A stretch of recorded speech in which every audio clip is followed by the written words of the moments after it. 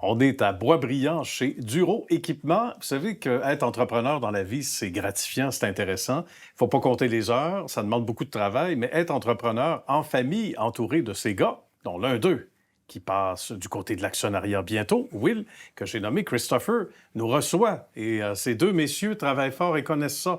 L'ouvrage et le cœur à l'ouvrage, ça va bien? Oui, ça va bien. Ça va bien. Merci de nous recevoir. Christopher, c'est une belle idée que tu as eue. Tu étais gestionnaire dans d'autres secteurs d'activité, puis à un moment donné, tu t'es dit, c'est à peu près temps que je devienne moi-même entrepreneur. En 2010?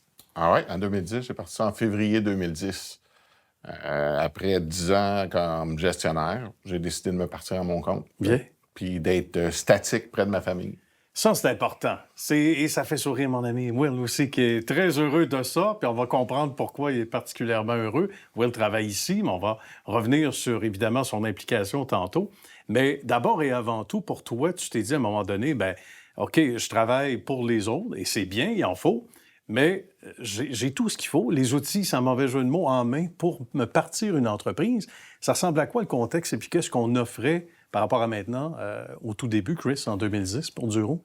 L'idée, c'était d'offrir un service de quincaillerie industrielle à toutes les usines du coin, les travaux publics. Mm-hmm. Puis il y avait un manque dans le secteur, j'ai décidé de le partir. Puis je me suis parti mon commerce. Un dépanneur, Ouais. pour le domaine, un vrai dépanneur. Exact. Un gros dépanneur. Et ça peut sembler quelque chose d'ordinaire de l'extérieur, mais c'est tellement important. C'est tellement important parce qu'il y a bon nombre d'usines et c'est pas juste Boisbriand, là. Ça s'étend sur un territoire pas mal plus grand. Et Will est conscient du fait que c'est vrai, quand c'est pour hier, t'as des gens qui arrivent ici, c'est du 7 à 4 ou à peu près? 7,5 à 4 du lundi au vendredi? 7,5 à 4 du lundi au jeudi. Le vendredi, on prend ça un petit peu plus relax. On y va de 7,5 à 3. À 3. C'est bon, on a une petite heure de plus pour le week-end. Raconte-nous ce que tu vois. Puis toi, qu'est-ce qui t'a intéressé à l'entreprise familiale? Parce que c'est pas dit nécessairement que parce que papa ou maman a une business que nécessairement tu as le goût de grandir là-dedans. Mais pour toi, il y a eu un appel, là. Bien, dans le fond, depuis que je suis tout jeune, journée pédagogique à l'école, suis papa au bureau, vois un peu ce qui se passe, la dynamique. Après ça, il est venu le temps où, au secondaire, il faut que tu travailles pour te faire de l'argent de poche. Fait que j'ai connu l'entrepôt en arrière, où j'ensachais des vis puis des boulons. Okay. Pour tranquillement monter, préparer des commandes, puis jusqu'à temps de tomber au bureau de commande, puis c'est là que j'ai accroché dans le domaine, chercher pour les clients, servir la clientèle, puis c'est là que j'ai accroché à l'industriel. C'est intéressant ce que dit Will, puis le papa doit se reconnaître un peu dans Will, Chris, Ouais, moi, parce que servir les clients, c'est important, là. Je tripe sur le service à la clientèle. La dynamique qu'on a avec la clientèle, c'est différent d'ailleurs. Je veux dire, c'est une clientèle où on peut parler de n'importe quoi. Les gens sont là pour se faire servir. Ils sont tout le temps à la recherche d'une urgence ou d'une pièce qui est non standard. Will a connu ça. Les acheteurs, on les connaît comme si c'était des amis. Je suis le propriétaire, je suis encore en arrière du comptoir. Maintenant, les gens, 90% des gens veulent parler avec William parce que William, il est à l'écoute, il est plus rapide, tout ça. Fait que les gens, ils savent que c'est mon fils. Je me cache pas que c'est mon fils. On a du plaisir ensemble.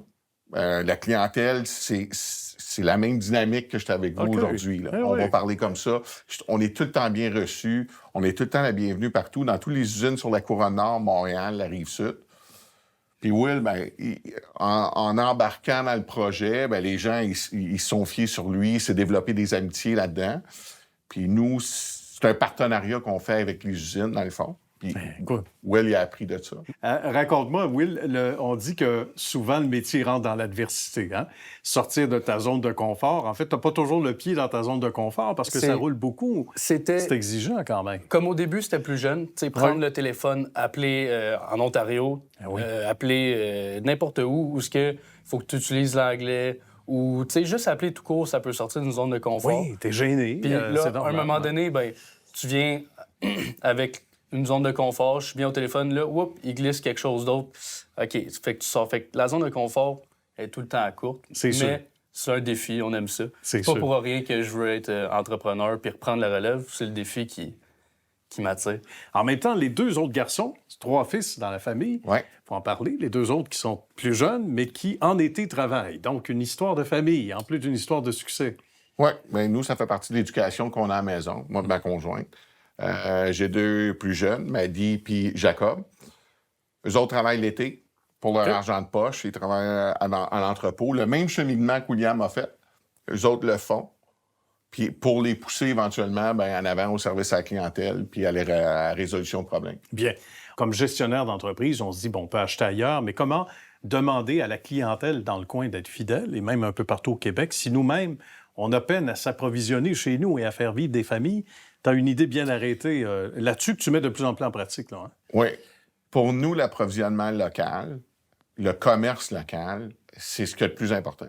Parce que 100 % de nos revenus, ce qui paye les employés, la bâtisse, ce qui paye Williams, ce qui paye, viennent d'entreprises québécoises. Fait que nous, on a pris un virage il y a 5 ans. J'ai pris un virage où que j'allais prendre tous des distributeurs québécois. Parce que c'est eux autres qui nous nourrissent, dans le fond. C'est avec eux autres qu'on paye nos taxes. Puis c'est l'approche qu'on prend aussi avec la clientèle. On leur explique, votre produit est consommé au Québec, essayez d'encourager le plus possible, que ce soit moi ou ma compétition, des gens québécois. L'économie locale, pour moi, c'est le fort de l'entreprise. Et chacun a son rôle à jouer là-dedans. Ça commence aussi chez nous. Bien, merci beaucoup, messieurs. Évidemment, ça va être intéressant pour lui. On va se revoir aussi dans peut-être une autre histoire de succès ensemble. Bien, merci à vous. Au plaisir. Ça a été un grand bonheur. Merci de la belle visite.